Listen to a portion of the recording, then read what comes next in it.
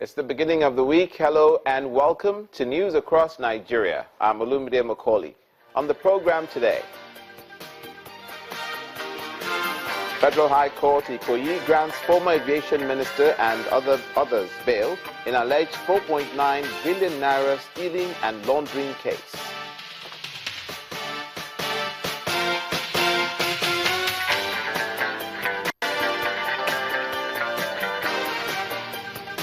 Resident doctors from the Ladoke Akintola University Teaching Hospital, Oshogbo, end 9-month-old strike.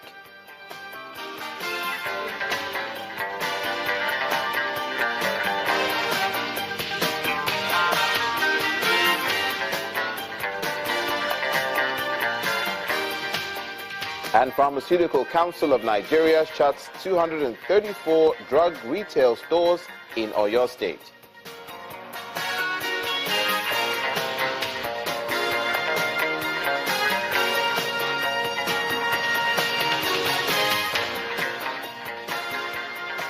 And we begin with a story that indeed the whole nation has been following concerning the anti-graft agency and former highly placed government officials. In Lagos, the nation's commercial capital, the Federal High Court in Ikoyi has granted bail in the sum of 250 million naira each to a former Minister of Aviation, Chief Femi Fani-Kayode, a former Minister of Finance, Nenadi Usman, and one Danjuma Yusuf, who are being tried by the Economic and Financial Crimes Commission for allegedly stealing and laundering about 4.9 billion naira.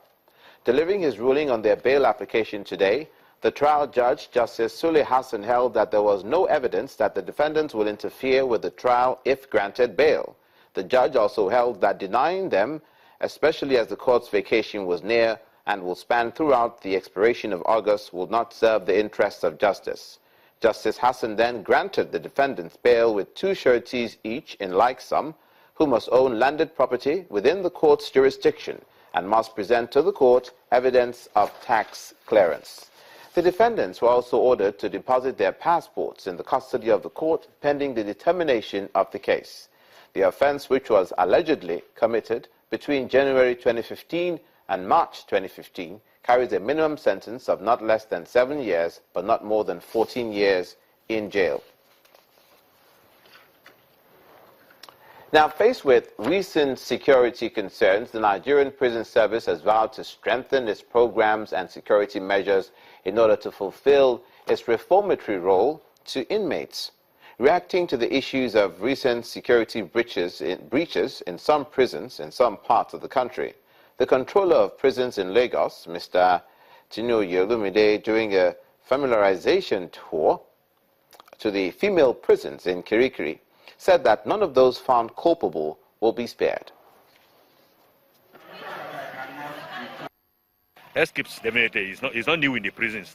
And with every escape that happens, whether here or maybe even in foreign countries, that is a sign that either there's a security lapse somewhere and we need to block that loopholes. And with the recent escape that we begin to have, we begin to see that all those areas that need to be amended, all those security features that need to be enhanced, have been enhanced. Those that committed offenses against the laws, the laws of the prison service, they have been tried. And honestly, a lot of people have been dismissed, a lot of them have been reduced in rank, a lot of them have been punished. If the offense are just maybe very minor infringement, we give them extra duty. But if the offense is such that could warrant people, maybe that could bring somebody to jail, we've handed a lot of our officers to NDLEA. We've handed a lot of officers even to police for prosecutions where they committed criminal offense. The prison service is a very disciplined department. We don't take laxity. So if you commit an offense, we definitely will be punished. Meanwhile, the prison service will be receiving additional inmates as soon as the Federal High Court Ikoyi has sentenced 6 persons to face about 10 years each in jail for conspiracy, forgery, and counterfeiting. In his ruling, Justice Musa Kuria found the 6 accused persons guilty of 5 count charges brought against them by the Nigeria Customs Service Federal Operations Unit Zone A. The Nigeria Customs Service Board had since in 2013 charged the suspects to court for alleged forgery.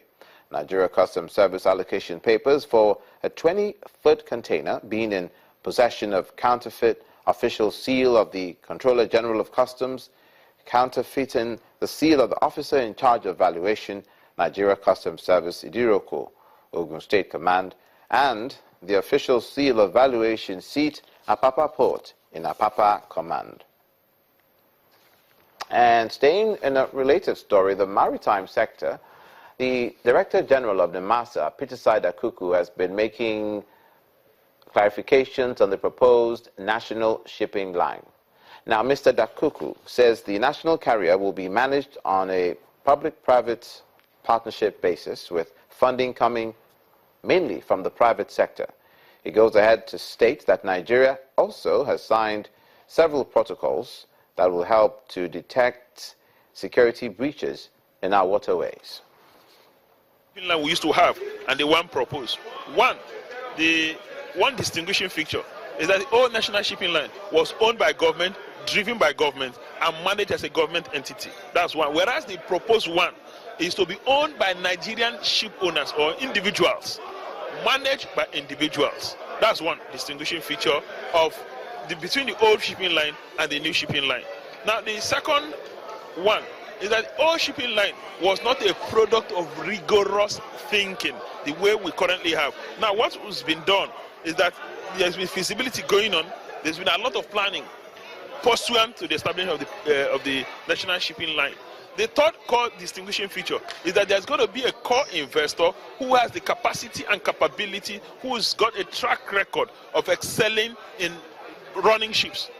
That wasn't there in the old shipping line. The old shipping line, it was given to individuals who had never really managed a ship before. They may have piloted a ship, they may have captained a ship, they may have taken a ship from one point to the other. It's not the same as managing a ship. Managing a ship requires a different level of competency and skill, different from taking a ship from one point to the other. You can be a marine engineer, you can be a nautical engineer. It doesn't make you a good manager of ship, a good entrepreneur. That entrepreneurial skill is a different skill from technical skill of running, moving a vessel from one point to the other. All of those things have been factored in now in the new proposed shipping line, and that will distinguish you from the old shipping line. I believe that this one will succeed.